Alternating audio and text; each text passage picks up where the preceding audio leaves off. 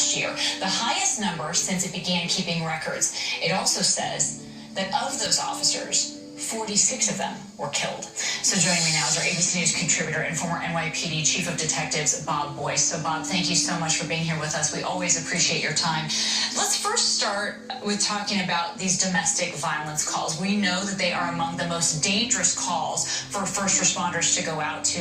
Why is that? What's being done? Well, Anna, when you go to these things, and thank you for having me on, it's one of these things that you walk into, you notice contention in the room, there's often rage and anger, and you have to immediately try to get a hold of that, separate the combatants, if you will, and talk it through, and get people just to calm down to get the air out of it. However, in this instance, they knew there was a problem, right? They knew he had firearms, they knew he was barricaded, and even most importantly, they knew there was children in the house, and a lot of them. So they were up against it, and everything was going that way. They were talking for hours, hoping to get him out, to disarm him as best they can, calm him down, because he was given to anger, rage. He has a history of that. And then all of a sudden, out of nowhere, he starts shooting, and 2 officers are killed, and a firefighter as well.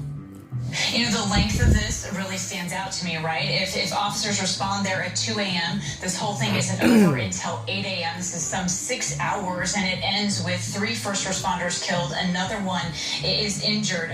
We know that one of the law enforcement officers that responded was actually a crisis negotiator. So what do you know about how that could have played out?